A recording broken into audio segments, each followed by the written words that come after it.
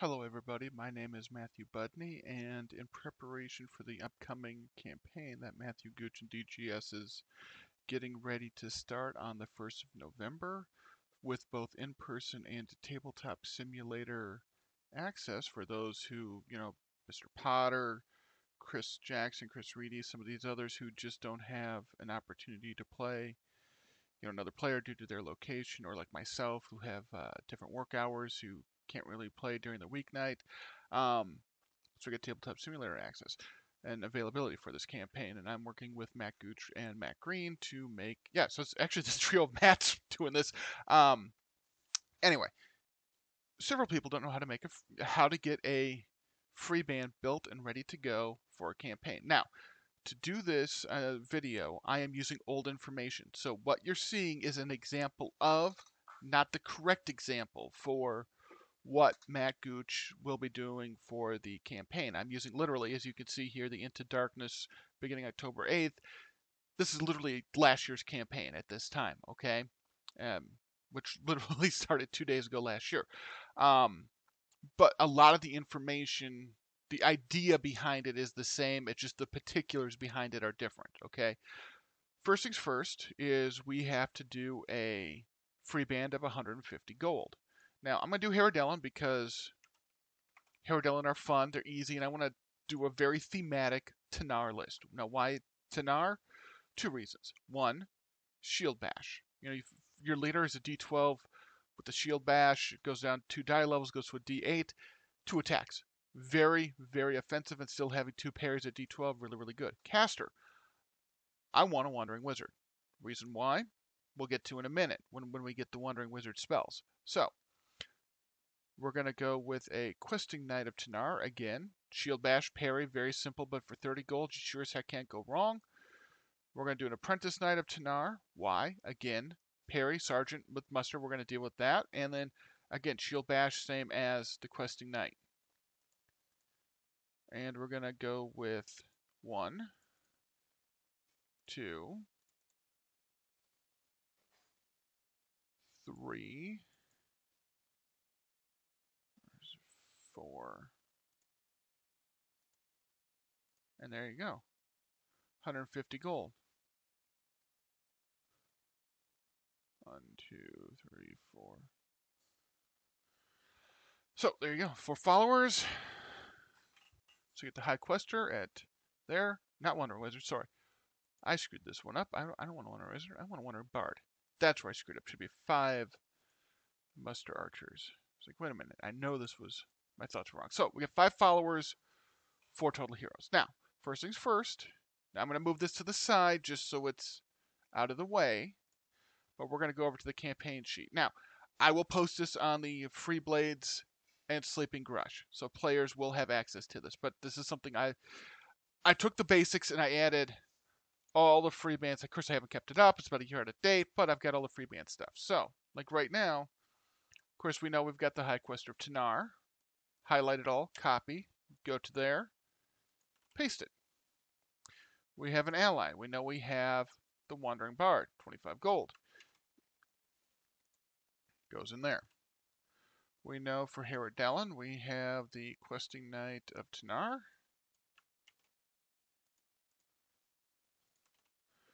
We go back to Herodellin. We have the Apprentice Knight of Tanar. Where are you? Right there. Control C, Control V. See how easy this is to make. And then we're going to go back over to Herodellin, and we have Muster Archers. Control C, alternate. 1, 2, 3, 4, 5. And I know 30. Again, there's a few typos in here, but everything's just fine. So now we have 0 spare gold, 0 scout points, base value, and whatnot. You're ready to go. Now, the reason why I did it this way is this is, as you can see, 2 pages. So if you do end up playing in person, like if I was to go to John Cleves' house, or if I was to go play Ed or somebody else here in Kansas City, and we didn't do it over Tabletop Simulator, we did it in person, I could take and print this out, because you go File, Print, and page 1, page 2. And there you go. Everything is set. And there's your basic Freeband. Now, of course, it's not complete at this point. Excuse me. First thing we have to do is we're going to look at this. Now, again, this is an example. This is not the literal one for the upcoming campaign, but this will give you an idea. It will usually have a good bit of backstory, which is really, really nice. You know, scenarios a little bit, but this is the big one. Heirlooms. You take a magic item. Now, demons don't get a magic item. They roll on their demon upgrade chart, the D16 3 times, but again, here it's an heirloom. 3 times on either of the 2 magic charts. Now, we're going to go here. Now, for me, personally, given what the Herodellen do, I'm going to go all on table 1. So I'm just using random.orgs instead of just taking a die and rolling it. I'm doing this on here so everybody can see. 3 random integers between 1 and 30, both inclusive, so they can get all of them. Get numbers. So I got 23. Steadfast, not bad. 20. Infiltrate. Definitely not something they get. And then 29, Die Hard plus 1. Now, this gets assigned to one model, and it stays there the entire time. I'm giving it to my leader just because it's Die Hard plus 1. So, on a D8, you only need a 6 because it's a endurance test. Okay, so Die Hard plus 1 is Yurik's belt, so we're just gonna do a copy paste. Control C.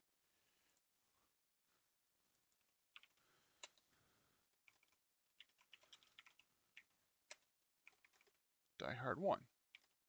Boom. And advance cost of 3, because every advancement, every item, magic item and stuff costs, you know, your Freeband value goes up. So now my rating went to 153. Now, you start playing in a campaign. We're going to go over here. This is the last one we did. It was online. And, you know, you color it in. As you gain AP, advancement points, you knock them out and you roll on the campaigns page at the end of every game. Not during game, but at the end of. So we go here to campaigns. Casualties, of course, you get hurt. Here's your demon rewards table that I was talking about earlier. Here's your follower, hero, and caster advancement charts. So, and each one of these awards you with an AP of 3. So like I've got 16, so it's 3, 6, 9, 12, 13, 14, 15, Book of Lore. That's its 16th. Okay. That's how you combine, that's how your Freeband, without even adding any gold, the rating gets better because as your people, you know, get better, they do more. Like Black Rose, first thing she got was a mask because she had parry 2. She added missile parry. You know, fine crafted weapon, Book of Lore, boosts his speed, which is really nice. You know, and they go on and on and on and on and on. We'll go over here to a previous campaign, or actually this is a campaign we started before COVID hit here in Kansas City. You know, that's when I was actually doing Keldan, and I just hired Irvlor. Again, these were playtests at the time. But you see, the Mar went from, first one was a Mar upgrade, then a Dex, which was really cool. So now it was Mar D10 plus 1, advanced cost 6. So, anyway, back to where I was saying. We've given him the belt. We have one final thing to do. Now, again, this is an example. This is not the exact from the prior campaign, or for this upcoming campaign, is you have to pick a patron. And he'll name him. I'm not even going to pronounce any of these. A little bit of backstory, which is really cool. And then what you get for picking that person as your patron for the campaign. Now, for this here, I would honestly go with Head of the Metal Union. Why? Breastplate plus 1 armor value. On a post-game casualty roll, player may reroll 1 die per game. So if somebody dies, you get a chance to save them. But I want that breastplate. So you know what? I'm going to go here. Breastplate. Plus 1 AV. Armor goes to 7. And then patron Metal Union. Now, one final thing, and this is very specific to, in this case, the Wandering Bard, we've got to pick the performances. So we're going to go up here to ally, to perform, and options. Let's go a couple more pages. Wandering Bard, perform. So now, the reason why I want the Bard here is because your friends gain +1 die level Mar and Rar. So this allows your pathetic 5 archers, normally with the D6 Rar, now goes up to D8. Anybody who knows me knows I love my demons. Of course, we have to go Song of Seduction. Add that in there. And so now I have 1, 2, 3, 4, 5, 6, 7 options remaining. So we're going to go back. We're going to generate one number between 1 and 7 inclusive. Get the number 3. 1, 2, 3. So we get Song of Guard is our third one. There you go. Now you are set and ready to go for a campaign. Now, we're going to pull up Tabletop Simulator here real quick. The thing with the campaign is your models will get different stats, will get different abilities, will get different things going for them. Again, like I say, this is a campaign I did versus, the last one I did online. Wandering Bard, 1, 2, 3 performance upgrades, a knowledge and an endurance upgrade. I mean, you get a bloody... Yeah, let's go put it right over here. You have an actual 3 life point Wandering Bard. The Black Rose, Mask, Missile Parry. I mean, 2 Mar upgrades. 3 Mar upgrades. So Mar D18 +1. I mean, she was really, really cool. I wish, it had gone on a little bit longer. We'll go over here to the Freebooter, an upcoming playtest model. Discipline, D12, Dex, and a Speed. One of the things with a campaign, if you're playing your opponent in person, that's why you do a printout like this and you have it available so either opponent can see it at any given time. Now, I've done this before, and I'm going to do it again to show you all. And no, I'm not going to give you any of the hints of any of the maps. We're going to go up here to Freeblades, load it up, and yes, there we go. Everybody knows what this is. I do strongly... objects, not games. Saved objects. Here's my Freeband that I could be taking, but we're going to go into a Freeband trainer here. Because when I take people in, I do strongly recommend that you guys, and I've done videos about this before, so just go ahead and look at my YouTube channel and fill out all the information, because that way there, you know everything that's going on, and your opponent can look over your models, hover over it, and any changes, they can see it right away. So there's no surprises. There's no, hey, what happened to this? Why is this way? Why is this, not this way? And you'll notice here, you've got all the spells ready to go. Again, stuff can change. And then I did this. Matt Demon Freeband, break, base value is 249. I break at 11. I have 2 scout points. Now, I could also put in, like the patron.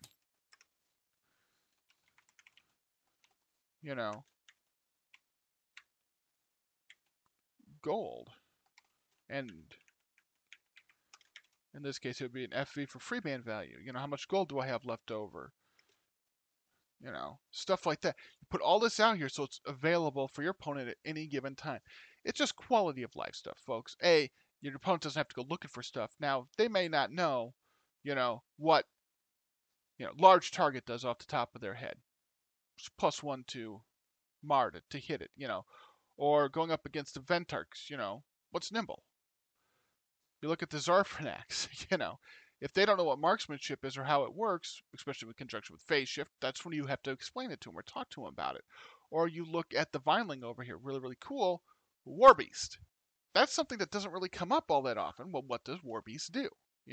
That's where you have to explain the stuff where your opponent has the rule book handy. But as is, everything's here and it's all ready to go. And of course, just look at my YouTube channel. I've got videos on exactly how to do stuff and save it. Just right click and start filling it out. So that is how you create a Freeband for a campaign in Freeblades.